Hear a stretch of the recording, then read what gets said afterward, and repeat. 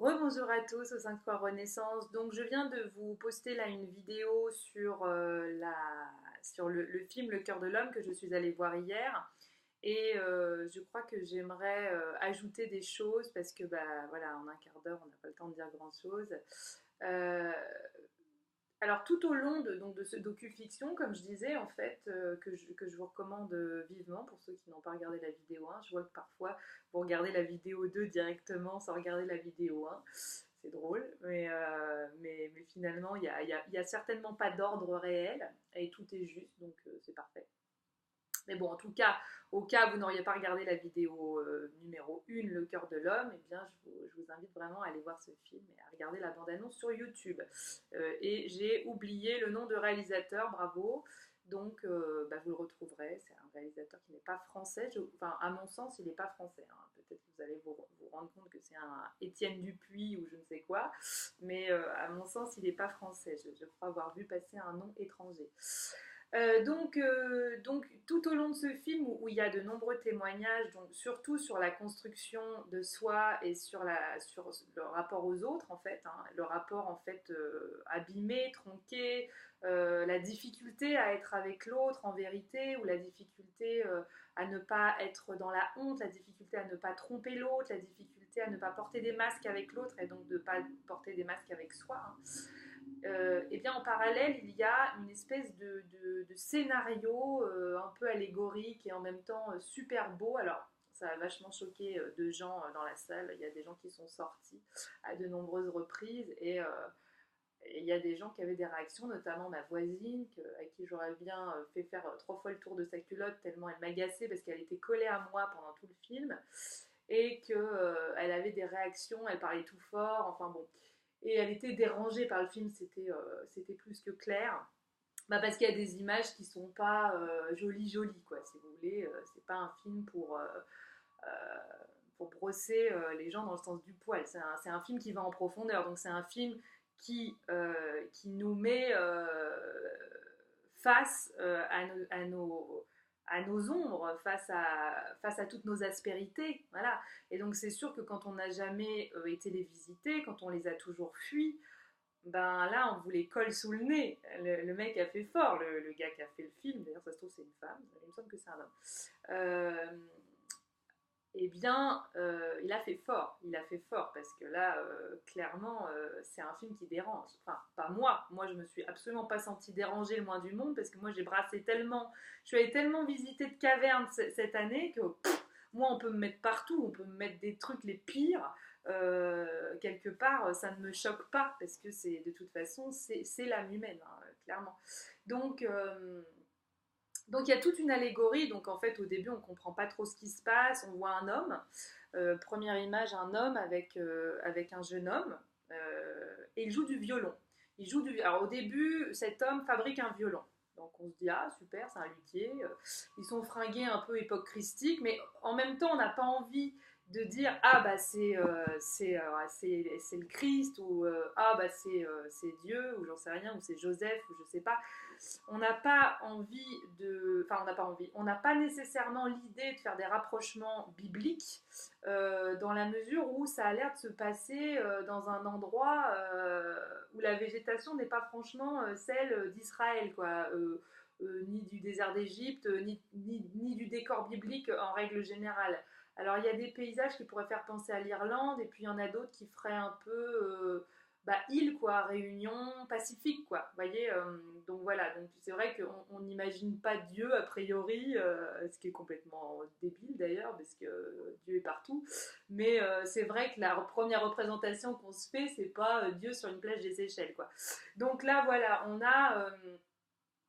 a cet homme qui est en train de fabriquer un violon, c'est très beau, il a gravé en lettres hébraïques derrière, je sais pas trop quoi parce que je parle pas hébreu, mais en tout cas les lettres hébraïques sont souvent, enfin souvent, même toujours très belles je trouve, à mon sens. Donc il a gravé comme ça derrière le violon des lettres hébraïques, sûrement un nom en fait divin qu'il a donné à son enfant en fait, à qui il est en train d'apprendre après à jouer. Donc il lui offre et il lui apprend à jouer du violon. Et on voit ce duo père-fils complice dans l'apprentissage du violon. Donc quelque part c'est beau parce que j'ai réfléchi après. une allégorie finalement, c'est ce père t'apprend à t'accorder en fait à la vie. T'apprends, parce qu'un violon ça s'accorde, t'apprends à t'accorder à la vie, t'apprends à t'accorder à toi-même en fait. Voilà. Et puis ensuite, eh bien, on les voit au bord d'une falaise. Donc ça fait très irlandais comme paysage. Le paysage est magnifique, la musique est somptueuse. Et ils jouent du violon comme ça, tout au bord de la falaise. On les voit souvent jouer du violon au bord de l'eau. Soit il y a une cascade, soit il y a un lac. Enfin, il y a toujours quelque chose avec l'eau en fait. Hein. Forcément, moi ça me parle, hein, vu que je suis reliée très très fort à l'eau. Et à un moment donné, on ne sait pas ce qui se passe. Il y a un changement de visage chez le jeune homme. Donc on le voit aussi évoluer. Au début, il est jeune adolescent. Et puis après, il a une vingtaine d'années, ou 25 ou 30 ans, je ne sais pas. Il est face à ce père qui a vieilli aussi. Et donc, on ne sait pas ce qui se passe. Il y a comme un truc qui vrille à l'intérieur de lui, alors que tout allait bien, tout avait l'air harmonieux. Et puis là, il avance au bord de la falaise, presque à tomber en fait.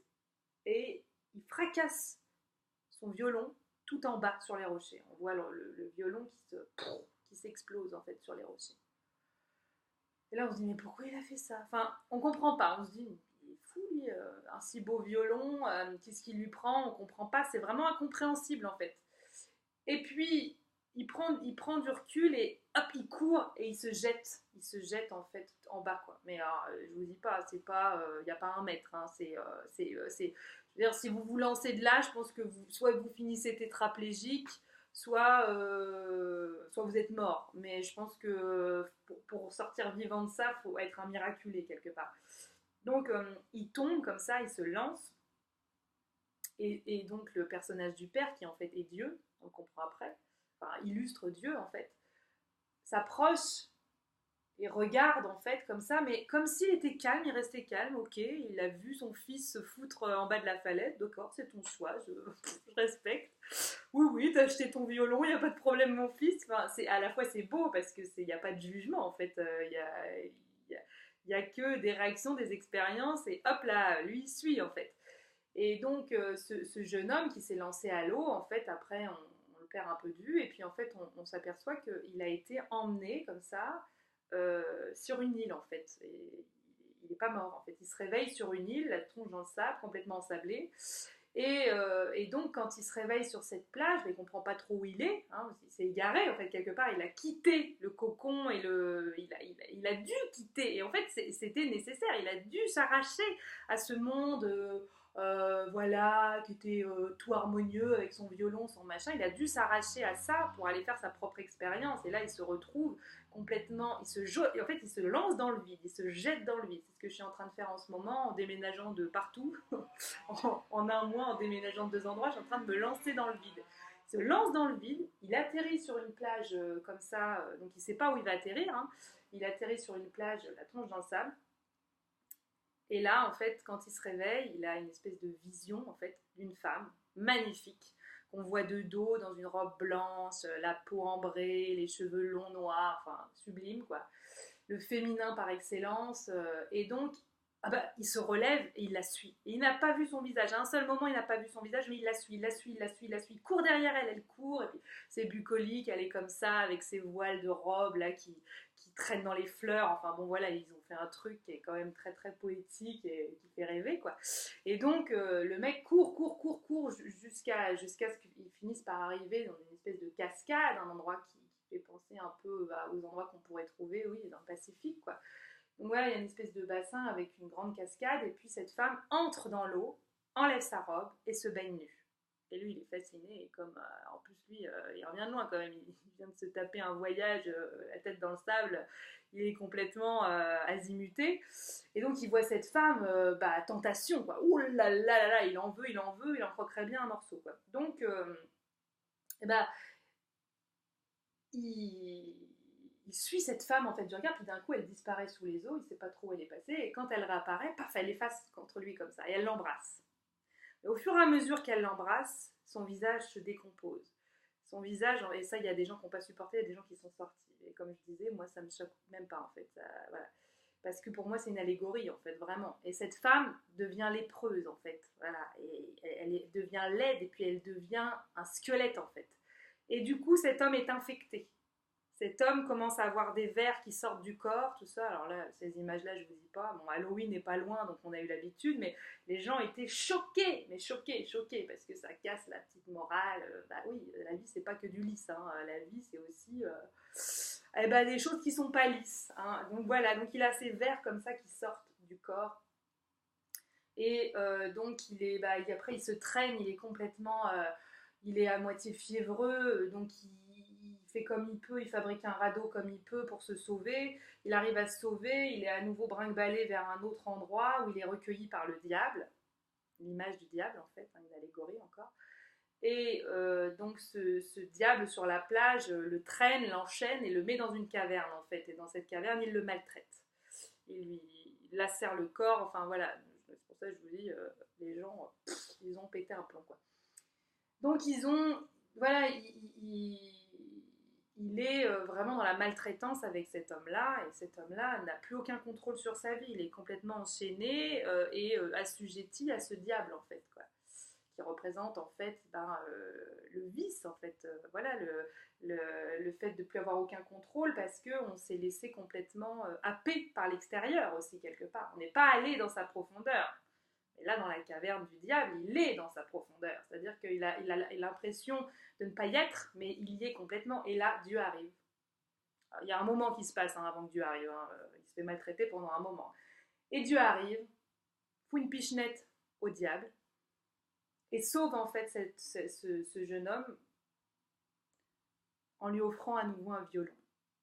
Alors qu'au début du film, il lui offre un violon déjà. Et il l'aide à libérer toutes les personnes qui ont été enfermées dans cette grotte en fait. Et finalement, c'est ça, moi je crois que dans la Bible ou dans toutes ces allégories, l'enfer, le paradis, en fait, il y a des messages. Est-ce que vraiment l'enfer existe? Est-ce que le paradis existe? Je ne suis pas certaine en tant que telle, encore que tout ce qu'on pense finit par exister, je pense. Mais pour moi, ce sont d'abord des images, en fait.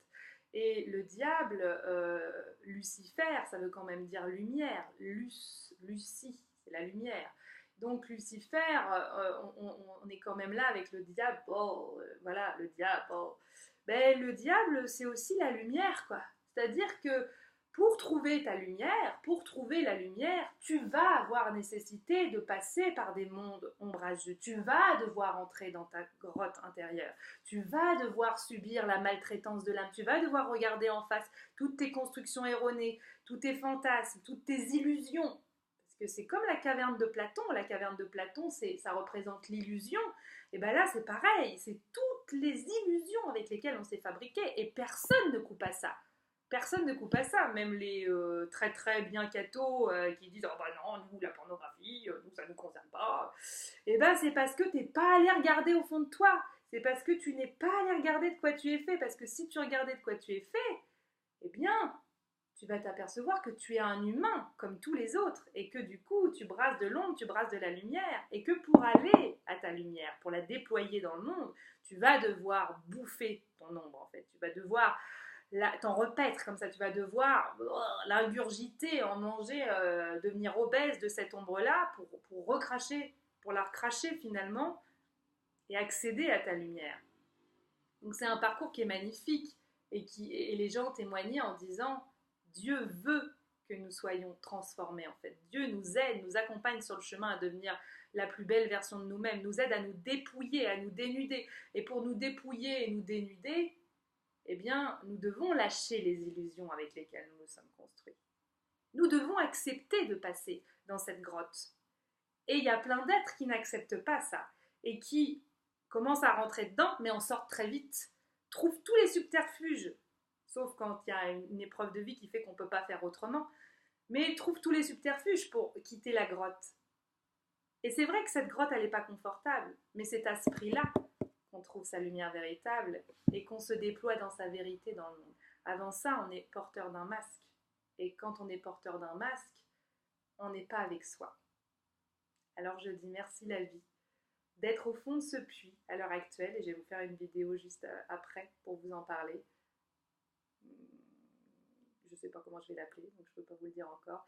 Mais voilà, je vous aime, je vous embrasse et je vous souhaite plein de belles aventures, ombrageuses comme lumineuses. Elles sont toutes constructives. À très vite.